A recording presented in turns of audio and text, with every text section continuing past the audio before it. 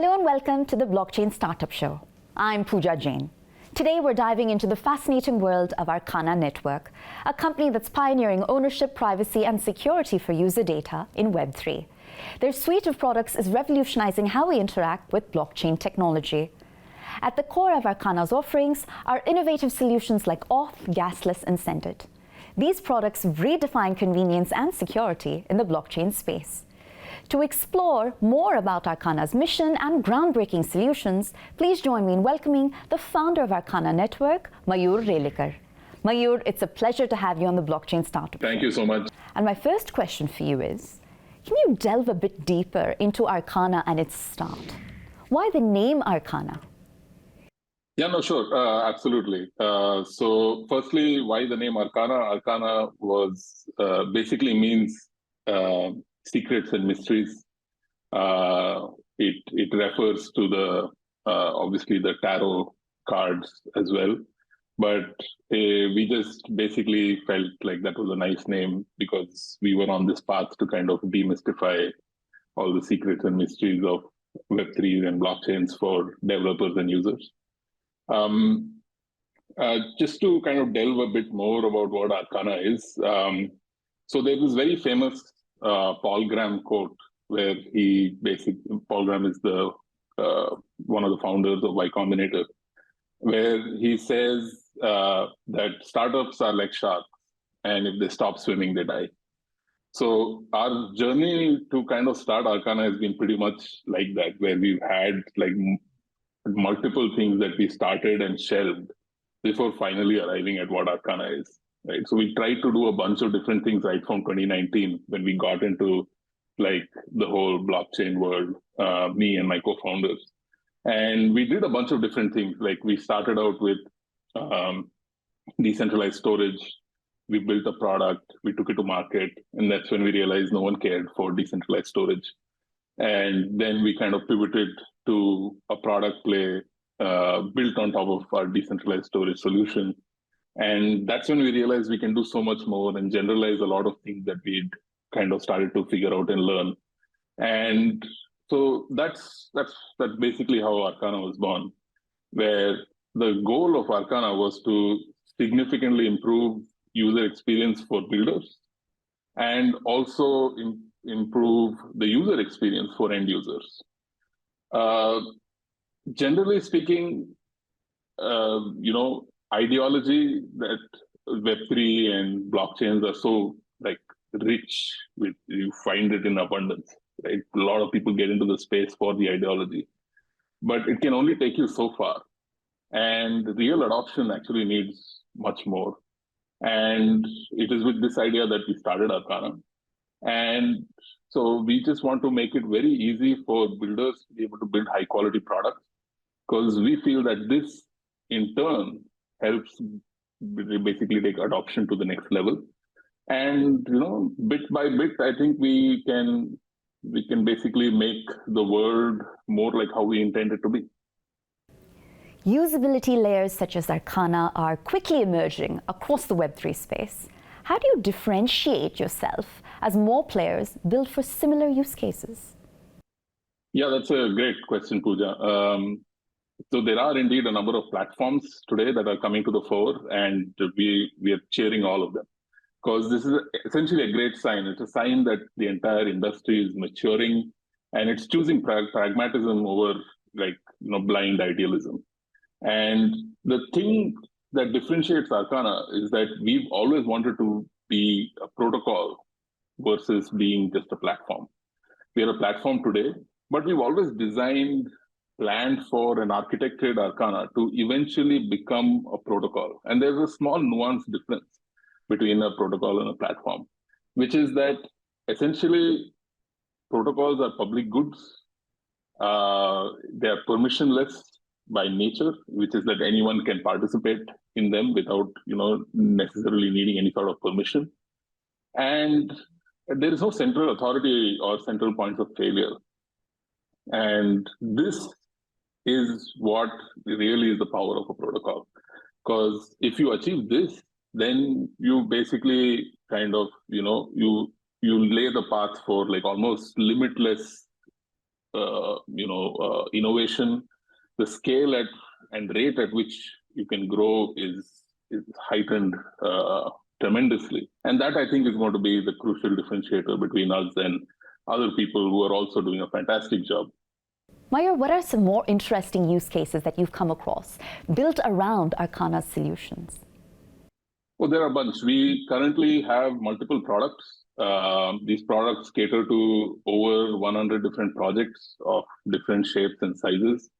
We have, a variety of consumer apps. These are games, these are NFT apps that are basically looking to, attract a user base outside of the crypto native, so-called crypto native, right? So there's obviously like a lot of DeFi apps, but they cater primarily to people who are very well versed with the crypto world, so to say. They understand like the nuances, the structure, the way things work, the tools that are available. But a normal internet savvy user has no notion of what these things are. So a lot of these consumer apps, especially games, are looking to solutions that we offer that attract them and basically take them beyond just the initial phases. We have social apps these days that want to kind of give back ownership of content and data to their users, want to kind of truly respect privacy, go beyond these very traditional sort of almost predatory algorithmic ad-based social apps that all of us use day in, day out.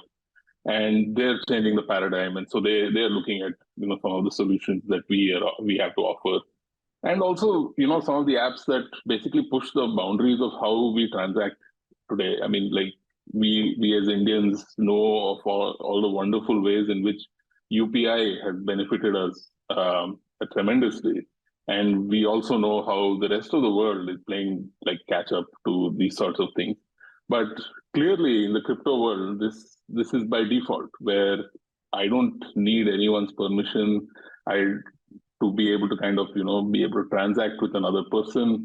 The transactions are almost instantaneous. We don't have, any sort of red tape in between. A great case in point in this is when, Sandeep Nailwal, who's like the founder of Polygon, launched the COVID relief campaign for India. And he put out one single tweet asking for people to contribute, and he got I think it was $10 million worth of cryptocurrencies in 24 hours.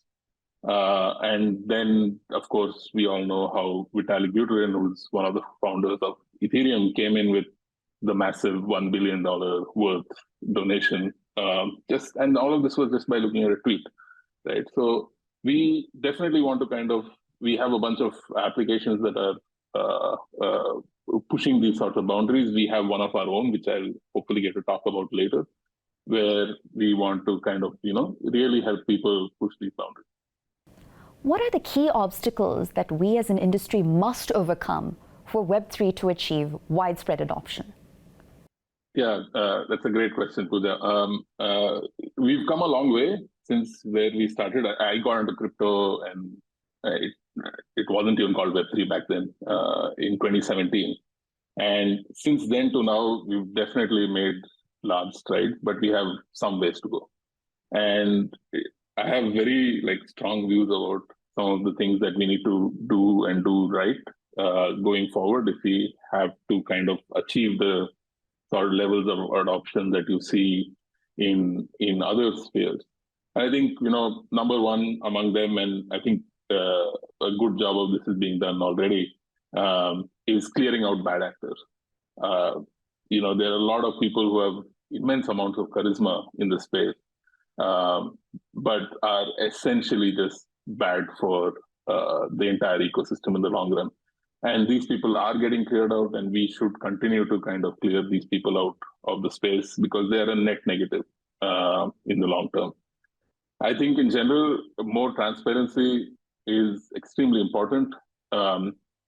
Cryptocurrency, almost everyone would basically kind of immediately associated with some sort of scam or hacks and these sorts of things.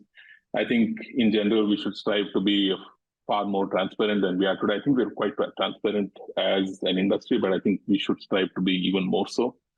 And then, things like going on this path of decentralization, right? So it's almost like this call to arms. It's an ideology that got a lot of people like me into the space in the first place. But I think going forward, if we want to take millions, maybe even billions of people along with us, then we really need to handhold. I think it's very important to kind of acknowledge the fact that this path to decentralizing large parts of the internet is not a path of revolution, but one of evolution. And I think, the more people we kind of take along with us, the more inclusive we are. I think we'll definitely help go and take things a long way in general. And I think finally, one of the important things that we need to kind of overcome is, it's not Web3 and inherently product building is not about, just building a product, putting it out there and thinking that people will come to it. I think it's very important to kind of do this sort of like hand-holding that I just mentioned, and just committing to doing things that don't scale very easily. I think a lot of us in the space have this preconceived notion that, if we build something, people will come. I think you have to commit to doing a lot of things, whether it's, marketing these products, whether it is, explaining, going that extra mile to kind of, handhold someone into these sorts of products, explain to them why these are better and things like that. And if you commit to that, doing some of these things that don't really scale well, then I think in the long term, it'll go a very long way. Well, let's take a short break, but when we return, we'll continue with our conversation with Mayur, delving deeper into Arcana Network's vision and innovative products.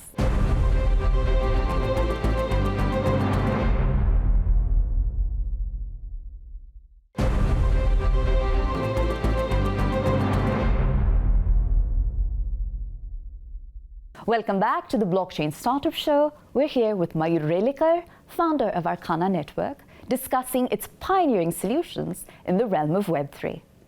Mayur, how do your products such as Gasless and Auth, for example, help developers onboard more users to Web3? Yeah, so this is how I like to typically frame it, is that, our marketing and our business development work essentially will get people to your landing page, right? The page that you see when you go to, say, Amazon.com. Then our Auth, which is basically an SDK for developers to integrate, is what gets people from the landing page to the home page.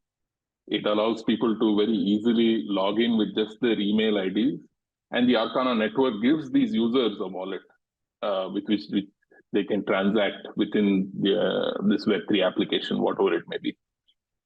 And once you've taken the user from the landing page to the home page with our Auth, then the Gasless is essentially another SDK which developers can integrate into the app, which gets them to the checkout page. So that's essentially how our Auth and Gasless help developers, improve user experiences by taking them through the entire flow that they've imagined for users to be able to do in a very familiar and seamless manner. Could you provide more details around Send It and the inspiration behind developing such a product? We have, like I said, our Auth and Gasless, which are essentially B2B products. These are aimed at other companies, other teams, other projects, to be able to kind of, take them and put them into their applications. At some point, we thought to ourselves, we need better ways, more savvy ways to be able to kind of market these B2B products outside of doing the standard, almost Rolodex style, business development. So we thought to ourselves, why don't we build products on top of these tools that we built to kind of showcase how powerful they are and what they could mean to developers and what are the kind of things that people could build. And we set ourselves like this very simple target, let's build products that we can ideate, design, build, and get out the door in 2 weeks. And if we can manage to do in 2 weeks, let's keep building a bunch of these different sorts of products. And that's how we thought of Send It. And Send It is essentially like PayPal for crypto. It allows you to send crypto to an email address. Basically, a link gets generated. And if I were to send you, Pooja, for example, some crypto, I just need your email ID or your Twitter handle, and I can just input that, send you some crypto, you'll get an email, and then you just click that link, sign in with that email ID, and then you'll see the crypto sitting in your account. And it's a very simple idea, and we were able to kind of like build out a proof of concept in half a day. And then we added a whole bunch of bells and whistles, which took another almost 2 weeks. And then we put the product out there. And our goal with Send It was to basically get 50,000 users in 2 months. It's a lofty goal in the Web3 space, especially when markets are down. People are really not interested in a lot of consumer applications. But we set ourselves these goals and said, let's try and get to 50,000 users. And to our surprise, we got 50,000 users in 6 days. We got 100,000 users in 12 days. Today, 4 months in, we have over 500,000 users who have done over 3 million transactions. That is basically sending cryptocurrency to other people. Over 3 million of them. And we are basically at a place right now where we've been completely overwhelmed by the response. But we're also getting a little greedy right now. What started out as a small experiment now suddenly seems like an extremely viable product. And now we're having discussions internally about how we could potentially spin this off as something that could stand alone, have a life of its own sort of P&L and things like that. So yeah, that's essentially been the story of Send It. We have a bunch of plans for it right now. We have a whole bunch of people interested in the technology and want to kind of reuse it in their applications as well. So yeah, we couldn't be more excited. Mayur, what plans do you have for the future, and what do you envision as the significant achievement for Arcana? The future of Arcana, Pooja, is hopefully very bright. What I know is that our roadmap is jam-packed. I, in fact, even get anxiety sometimes looking at our roadmap. But, since the beginning of this year, we've basically committed to putting out one or more things that, significantly move the proverbial needle and every quarter. And that's the goal. And we intend to, we've done it this entire year, and we intend to do so for the whole of the next year as well. We don't make very long-term plans because it's essentially in the Web3 space, it's a little foolhardy in my estimation to make very long-term plans because of how dynamic the whole industry is in general. So we have a bunch of, B2B products that we have lined up for release every quarter next year. We have some very interesting consumer applications as well that we have lined up for release next year. But I think most importantly, some of the things that we are really looking forward to is the release of our token, the launch of our own blockchain, our own app chain. And these are essentially going to pave the way to what I talked about earlier about us transitioning from a platform to a protocol. And this is the foundations that we've already laid. And I think, by the middle of next year, we should be well on our way to achieving this. And for us, massive success would be essentially realizing the Arcana protocol, so to say, where you have independent contributors that are incentivized to contribute and are regularly contributing and improving what we've already built so far. We sincerely hope that we can put in place a working proactive governance model that basically takes whatever we planned in terms of Arcana as a protocol and the decentralization of it to the next level. And if you've significantly impacted like the lives of developers, Web3 adoption in general, and positively affected the lives of our own community of stakeholders, then I think that to me is massive success. And lastly, what excites you the most about the future of Web3, and what advice do you have to offer to those embarking on starting a company in this space? What I'm looking forward to is basically perhaps a better pool of role models to pick from than we've had in the past. I think there are some very, very absolutely fantastic people that we can all look up to in this space. People like Vitalik, Sandeep, big shout out to him and the whole Polygon team. They're absolute flag bearers for stuff, for blockchains and companies building out of India. I really hope we see higher quality of apps that start to challenge the status quo so far, and the dominance of Web2 apps in the space. And I really hope that in some way India and Indian companies are able to kind of shape the way in which Web3 progresses here on in. I think we've always been laggards when it comes to shaping the way technology affects people and lives, but that's all changing very significantly across the world now that dissemination of information is that much more, and I hope we can impact that. In terms of like advice, I really have my 2 cents are that people should stick to fundamental. Product building, product engineering is really not that different from whatever people teach you about general product building than in the Web2 space as well. I think if you stick to those fundamentals, you will go a very long way. And in general, try and build value, not hype. I think people who chase hype become like popular, famous, capture imaginations, but only for a very short period of time. I think people who build value are the ones that stand the test of time. Mayur, thank you so much for sharing those insights into Arcana Network and its mission and vision to transform Web3. Great, fantastic. Thank you so much. And to our viewers, that's a wrap. And we've actually come to the end of our 26-part series of the Blockchain Startup Show. Over this series, we've brought you face-to-face with some of the brightest minds from the Web3 world who've shared the latest developments happening in the field. We hope this series has been enlightening and informative for you. With that, it's me, Pooja Jain, signing off.